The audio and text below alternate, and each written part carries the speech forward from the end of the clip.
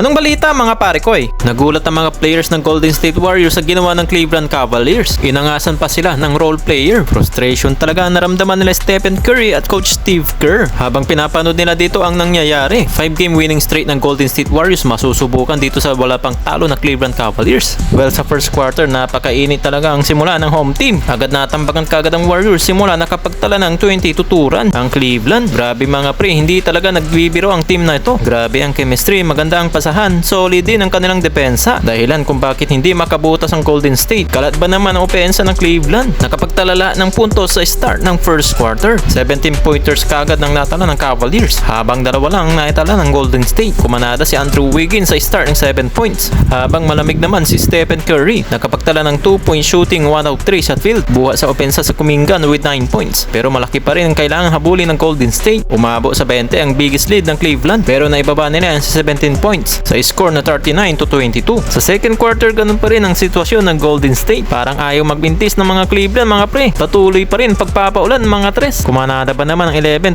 run ng Cavs? Kaya ba naman lagpasan sa 20 ang hinahabol ng Warriors? Sa under 8 minutes, ibinalik si Stephen Curry na agad naman nakapukol ng tres. Yun nga lang, kinatay sila ng dating players ng Warriors na nag-take over si Ty Jerome. Tatlong sunod ba naman ng mga tres ang naipasok? Kaya yung 20 naman ng Cleveland ay lumubo pa sa 30. Mukhang may gustong patunayan itong si Ty Jerome mga pre. Natulala na lang dito ang mga Warriors. Hype na si Donovan Mitchell, napasuntok na. Perfect sa 5-5 sa field si Ty Jerome. Hindi man lang nagmintis mga pre, siya ang leading scorer sa bench ng Cavs with 13 points. Maagang nabaon ang Warriors. Sa under 3 minutes, hindi pa rin tapos ang Cleveland. Umabot pa sa 40 points ang lead ng home team. Mas malala pa pala ang ginawa ng Warriors sa Cleveland. 28 points lead lang ang ginawa ng Cleveland sa Lakers. Pero ngayon nagpasan pa sa 14 points ang tambak nila sa Golden State. Sa end ng second quarter, 41 points ang kailang habulin ng Golden State. 83-42. Sa entry ng third quarter hanggang fourth quarter, hindi na nakagawa ng himala ang Golden State. Hindi na naibaba ang malaking lamang na Cleveland. Sa huli, undefeated pa rin ang team ng Cavs with 10 wins sa kanilang best record. Sa Lakers naman, ibang strategy ang ginawa ni JJ Redick dito sa kanilang starting lineup. Inilagay si Cam Reddish, tinanggal naman si D'Lo. Good news, nakabalik naman si Anthony Davis sa lineup. Maganda naman ang inumpisahan ng Lakers kung saan umangat sila sa laban 14-8. Well, ito ang dahilan kung bakit si Cam Reddish ang pinag-start dito sa kanyang magandang depensa. Mukhang bilang na mga araw ni D'Lo sa Lakers. Nabantik kagad sila ng double digits sa first quarter. Well, dalawang star naman sa pili ng hindi makakapaglaro. Under 5 minutes mark, ipinasok naman itong si D'Lo. Solid start naman with 7 points. Sa end of first quarter, 36-29.